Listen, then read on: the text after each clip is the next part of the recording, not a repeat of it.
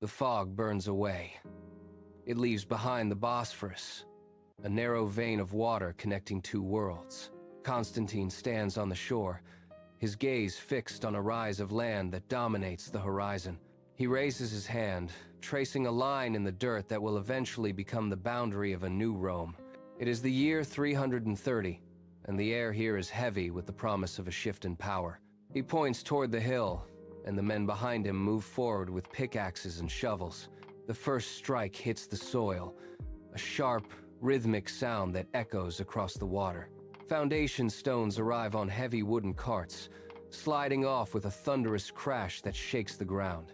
They are dragged into position, grinding against the earth, locking into place with a finality that speaks of centuries to come. Men swarm the site, hauling limestone, heaving blocks, and digging trenches that will define the city for an era. The ground is torn open, reshaped, and tamed. By sunset, the outline is no longer a gesture in the dirt, but a grid of stone. The foundation of a global capital begins to rise from the dust, anchored by the weight of iron and sweat. Decades pass in the blink of a heartbeat. Where once there was only stone and dust, the skyline now defies the heavens. Sunlight catches the apex of the Great Dome, turning the gold leaf into a beacon visible from the far side of the sea. It is the Hagia Sophia. Inside, the space expands, soaring upward into a dark, vaulted silence that seems to hold the weight of the sky. The air is thick, swirling with the sharp, resinous tang of burning incense that clings to the lungs. Dust motes dance in the shafts of light, piercing the high windows, illuminating the vastness of the floor. Marble veins trace patterns across the ground, cool and polished underfoot. Figures move through the nave, their steps muffled by the heavy atmosphere. Emperors pace these corridors, their presence marked by the rhythmic scrape of leather on stone and the subtle rustle of heavy fabrics.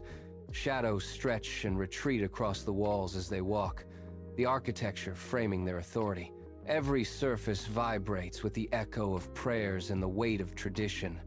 This is the heart of the world, a sanctuary where power and faith are woven into the very masonry of the walls, standing as a testament to an empire that believes itself eternal. The horizon darkens. The peace of the harbor is shattered by the rhythmic beat of oars against the tide. Hundreds of enemy ships emerge from the mist, their hulls cutting through the water like knives.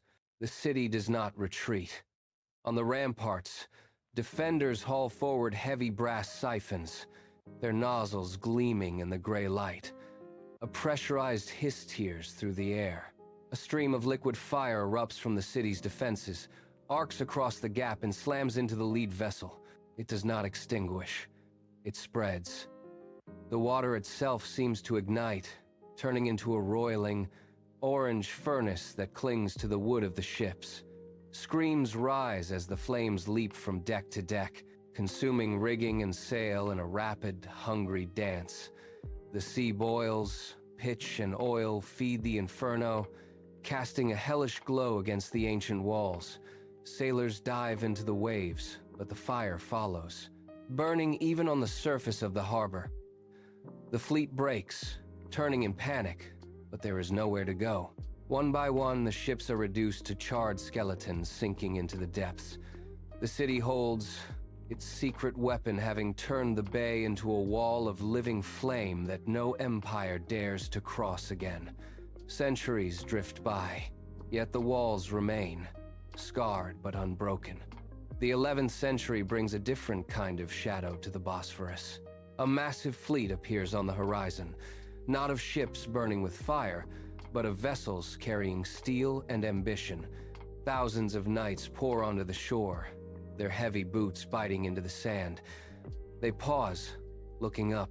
The impossible height of the fortifications silences their formation. No one moves. They stare at the massive stone blocks, the intricate battlements, and the golden reflections of the city that seem to defy the logic of man. For these travelers, the city is a threshold, a sprawling bridge between the worlds of the East and the West. Trade routes pulse through the gates, carrying spice, silk, and gold. but the air grows brittle with suspicion. Merchants from distant lands crowd the markets, their voices clashing in a dozen tongues. The city acts as a conduit, siphoning wealth and knowledge, yet the pressure from outside the walls intensifies with every passing season. The knights pace the perimeter, their eyes tracking the movement on the ramparts. They see a prize that is too vast to govern and too grand to leave alone. The transition has begun, shifting the city from a fortress into a crossroads that both sides are desperate to claim. The year is 1453.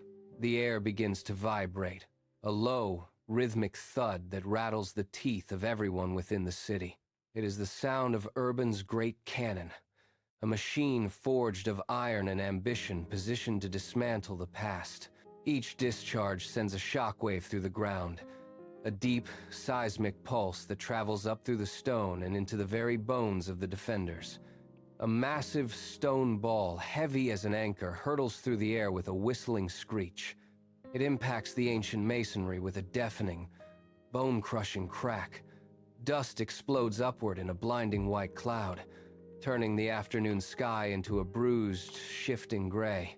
The sun is swallowed by the thick, choking plumes of black smoke that roll over the walls like a funeral shroud. The air tastes of grit and sulfur. Again, the cannon thuds, and the earth groans in response. A section of the outer wall buckles, stones tumbling into the ditch as the ancient mortar surrenders to the sheer kinetic force. The rhythmic pounding continues, relentless and precise, eating away at the legacy of 1,000 years. There is no pause, no reprieve, only the constant, grinding vibration that signals the end of an era. The city watches through a veil of smoke, waiting for the breach that will finally shatter its long, defiant silence. A final, thunderous roar echoes as the main gate splinters into ruin. The masonry collapses inward, creating a ramp of rubble that spills into the heart of the city. Sultan Mehmed stands on the high ground, his eyes fixed on the breach. He does not move. He watches the dust settle over the broken stones. The defensive line falters, then breaks entirely. Soldiers pour through the gap, a tide of steel flooding the streets. Deep inside the palace, the last emperor hears the screaming. He stops moving. He pulls off the heavy layers of his status, tossing them onto the cold marble floor. He does not look back at the throne. He walks into the shadows, merging with the panicked crowd surging through the narrow alleys. There is no resistance left, only the sound of shattering glass and the heavy thud of boots on stone. He turns a corner, blending into the smoke and the chaos of the shifting city. The empire he served for so long exists only in the memories of those now fleeing. The streets are alive with the sound of a new era arriving. He vanishes, becoming just another ghost in the history of a city that refuses to die. The smoke of the siege dissipates to reveal a city in the throes of a profound metamorphosis. Scaffolding rises against the ancient stone of the Hagia Sophia, a skeleton of timber and rope climbing toward the sky. Laborers scale the heights, securing iron and brick to the existing frame. Slowly, thin, sharp towers begin to pierce the clouds, standing like needles against the twilight. These minarets redefine the skyline, casting long, slender shadows over the domes. Below, the atmosphere shifts with the pulse of the changing population. Markets swell with the sharp, pungent scent of cumin, cinnamon, and sea salt. The Roman eagle, carved into lintels and embossed on shields, is systematically chiseled away. In its place, the metalworkers mount the Ottoman crescent, catching the light as it rises above the city gates. The rhythm of the streets changes. The sharp, clattering pace of the past is softened by the slow, melodic call of the new order. Every corner of the city breathes with this new identity. The transformation is not just a change of flags, but a total restructuring of the urban soul. Where once there was the singular, rigid gaze of an ancient empire, there is now the vibrant, layered density of a crossroads. The transition is complete, and the city settles into its new, enduring shape. The centuries compress into a single, shimmering horizon. Golden light from the Bosphorus reflects off the glass and steel towers of modern Istanbul, casting sharp lines across the water. The hum of the metropolis replaces the clamor of the siege, the rhythmic thrum of traffic and the distant, melodic call to prayer weave into a single living soundscape. Beneath the pavement, the ground holds the weight of all that came before. Roman stone, Byzantine brick, and Ottoman tile sit in silence, stacked layer upon layer in the dark earth. These foundations remain immovable, an underground archive of every hand that tried to shape the city. Empires rose with the promise of permanence, claimed the harbor, and vanished into the fog of time. They were burned, rebuilt, renamed, and finally forgotten by the very streets they once ruled. Yet the city remains. It sits at the edge of two continents, breathing with the pulse of millions. It does not belong to the past, nor to the conquerors. It belongs to the water, the wind, and the relentless passage of time. It has seen the end of every master, and it will see the next. The city survives them all, standing tall against the sky, waiting for the next dawn.